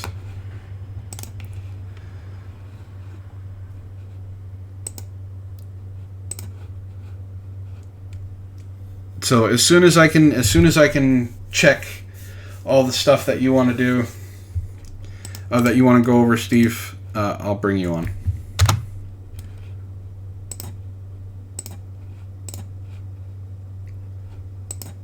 Alright, I think we have someone. Now, I could be doing this on Discord, but there's a problem. On Discord, I have to set my stuff up differently, because for some reason it doesn't like my audio. How's it going, Vin? Hey, Matt. How's it going? Oh, it's going. Just read some, if you've been listening, lots of rage-inducing articles. Yeah, several of those articles made me want to throw my hand against the wall again. And especially that 55-gallon thing for California. I need to get my family the hell out of there. Yes, California is a hellhole. California is a shithole. California is everything that is wrong with this country and needs to be eliminated from the country and sent off into the Pacific Ocean to die. And Florida. And Alabama. But you said you got some things to talk about, so what's up? Well, honestly, one of the things that was going on about that whole 55-gallon thing, this is honestly clockwork going in place. Like, everything they do for, this whole environment thing, it's all about money. Nothing more, nothing less. They don't give a damn about what the environment actually turns out to be. We can live in the most scum-filled air possible, and they just be taxing us left and right and center for everything. And it's just pathetic how so many people think that just because you're giving more money to the government, you're saving the environment in some way. It's not gonna happen. Well, to be fair, there were people who were getting vasectomies to try and protect the environment. So we're not dealing with the smartest, big-brained people. Honestly, for those types of people that are getting vasectomies, they're doing the world a justice for not breeding. Well, I would honestly love for them to take a giant leap out of the DNA breeding pool, but unfortunately, I don't think they're going to do that. But there is a study that was going around that's saying progressives have less children than conservatives. So eventually, and this is a long time, eventually we will outbreed them. Hopefully. Or hopefully something like 40K will happen, and then we'll just get rid of them all. Let's hope that happens. Let's hope that happens a long time after I'm dead, not during my lifetime. I'm enjoying my life at the moment, so I don't want that to happen. I think the only thing that I want to happen during my lifetime is that Elon takes off from Mars, and I'll be like, take me with you. Oh, you want to live? No, I can't live on Mars because the Martians. I honestly believe that we'd have a worse time being Martians than we would Earthlings. So we'd probably end up like Alita, having a battle between Mars and the Earth. That would be amazing. I would actually be amazing. I would be okay with getting cable television once again to watch all of that shit happen. But oh yeah, I don't think there's anything California can do to save itself now. There's no possible way they can redo any of this stuff. Like, they're too focused on dealing with governmental programs. They're not caring about the actual people who live there. They tax everything. I'm honestly just waiting for Nancy Pelosi to have a stroke or something like that, so they wake the hell up. They lose their voice in their lost in thought. Yeah. Inaccurate Fool brings up a good point. I'm gonna laugh if we get to Mars and discover there's a fucking Dollar General there. It's an article that I didn't get a chance to get to. Apparently, liberals and progressives want to get rid of Dollar Trees and Dollar Generals because it's causing people to be fat. Bullshit. My freaking Dollar Tree right here where I work, that's been helping. It's been providing like a hygiene in products that don't cost like $5 per shampoo bottle. What am I saying? That'd be cheap. It's like $7 per shampoo bottle. Oh, yeah, but that's the thing. The argument is that Dollar General and Dollar Tree and dollar stores all over the country are causing people to be fat. And that's because the candy and the snacks and everything that are in the Dollar Tree are so cheap. So it's causing people to go in there and buy cheap food, buying unhealthy food and things like that. My argument with that is very simple. It's a fucking choice. There is a dollar store no more than, I'd say, 2 miles from my house.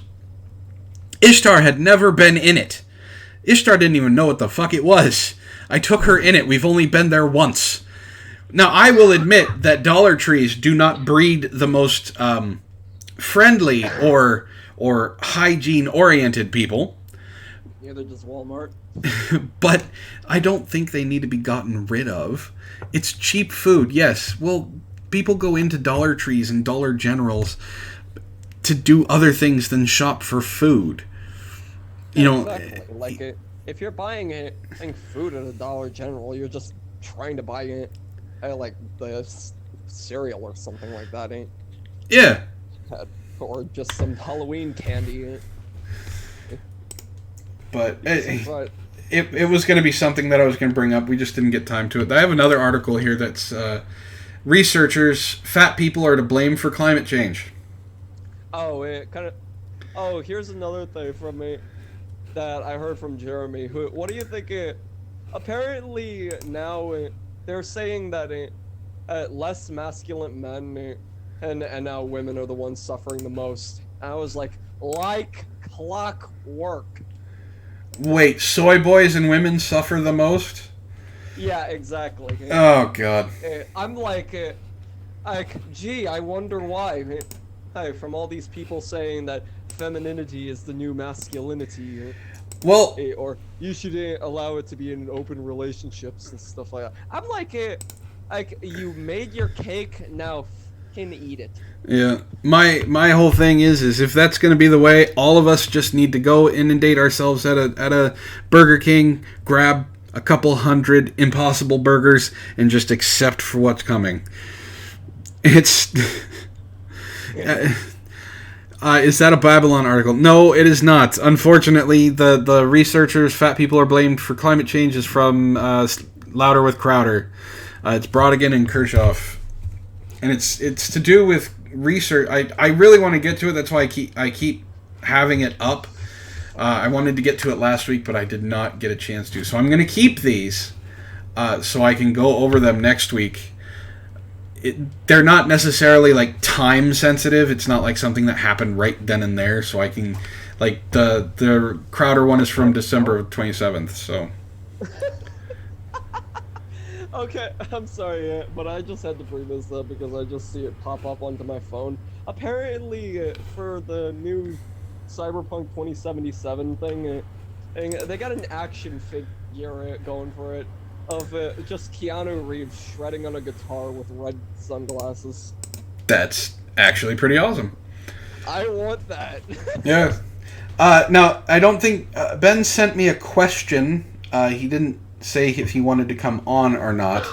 But his question is do I think traps are gay? The answer is no, I don't think they're necessarily... Bisexual, man. Yeah, I know. I don't care if they're gay or not. But yes, they're gay. It's someone who is dressing... It's common sense. It's a guy dressing as a girl. Who is trying to attract...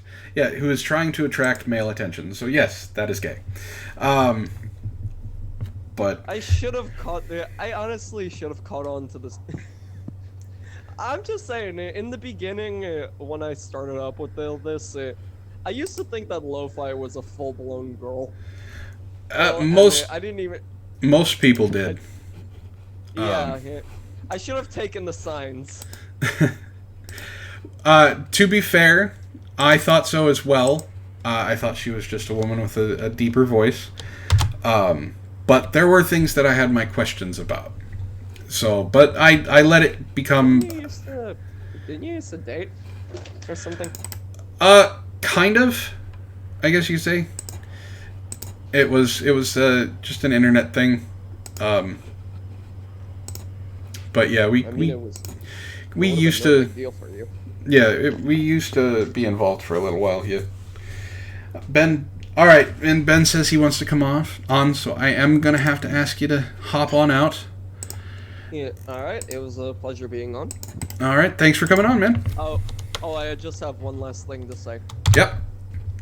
Epstein didn't kill himself. Peace.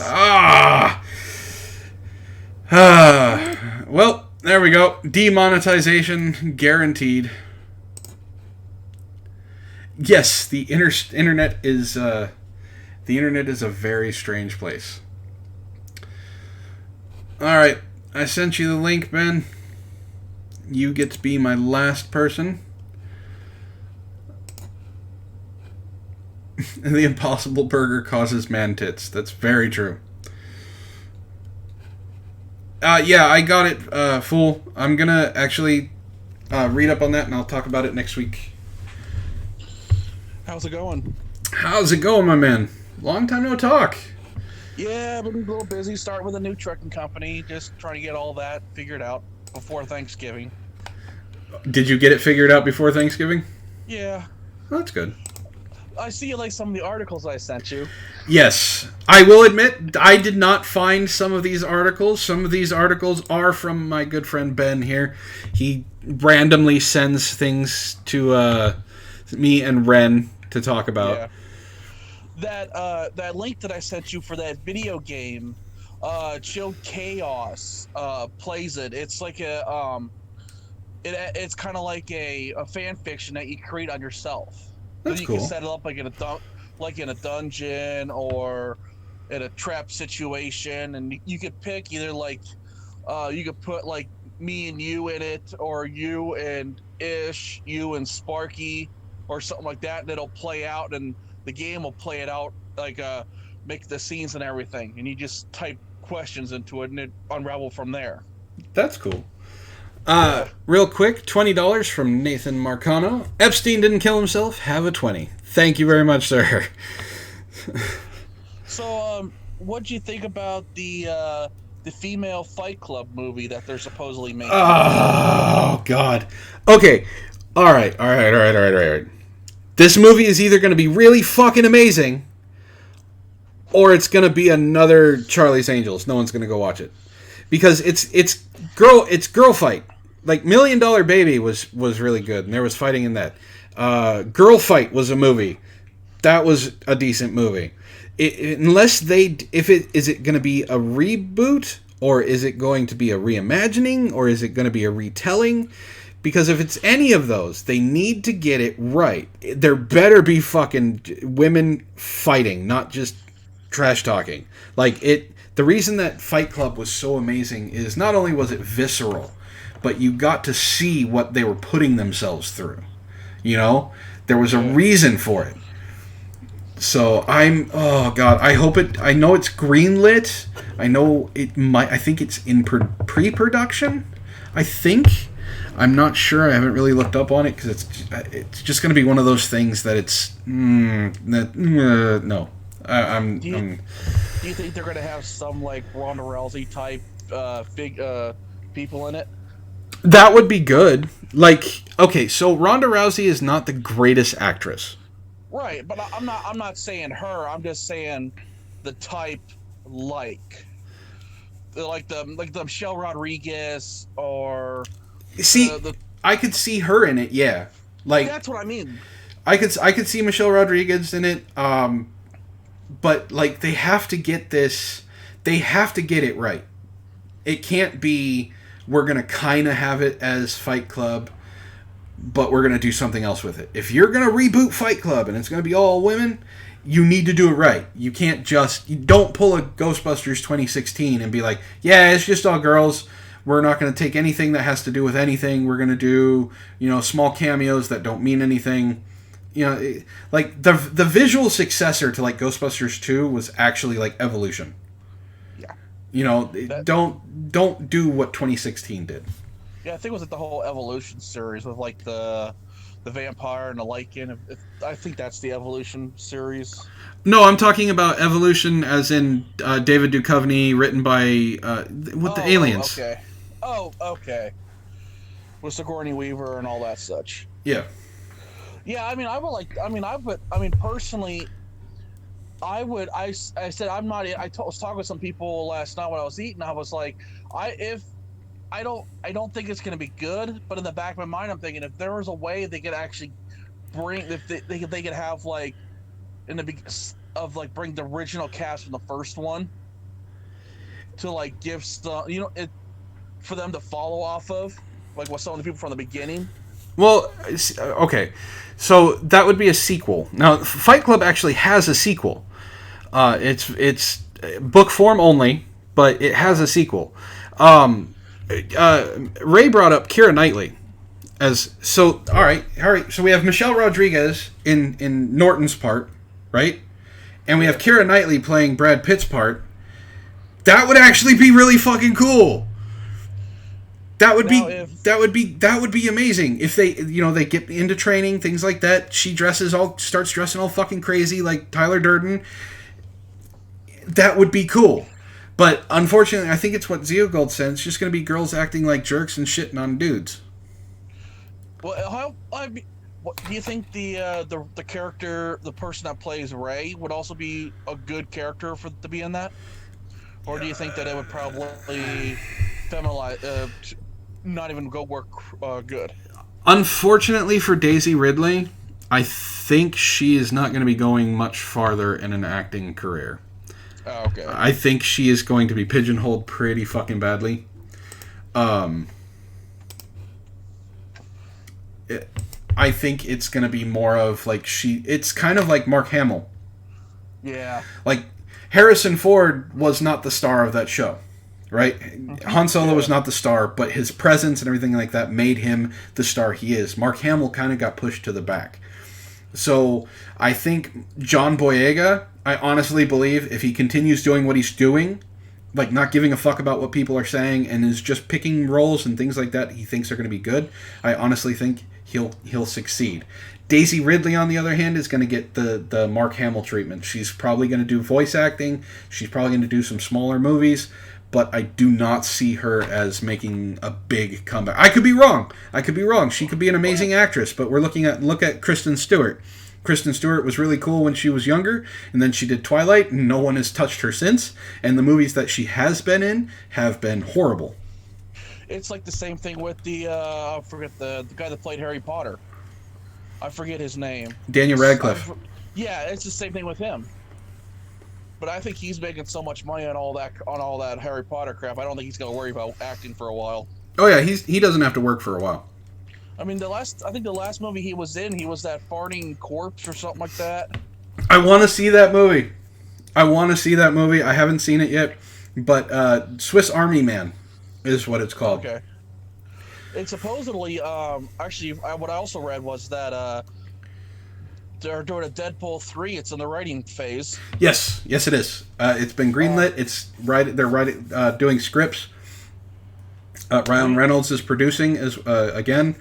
I don't know who they're getting to direct, but basically Ryan Reynolds went to Sony and said to Fox. Fox went to Fox before they got bought out and was like, "We're doing this," and Fox went, "Okay, we're doing this." Yeah, so that was after the first one basically destroyed almost every other records out there. Yeah. But I would love to talk movies with you forever. Movies are one of my favorite things to talk about, but it is well past that time. So you get to be my last caller. I will do this call-in thing again sometime in the future. You know I enjoy talking to you guys. But thank you very much for coming in, man, and listening. And Epstein did not kill himself. Another one. All right. All right, guys. All right, guys. That's it for me. I hope you guys enjoyed all this. I love doing the Last Vox for you guys. And if you guys like me doing this call-in stuff, I'll do it again.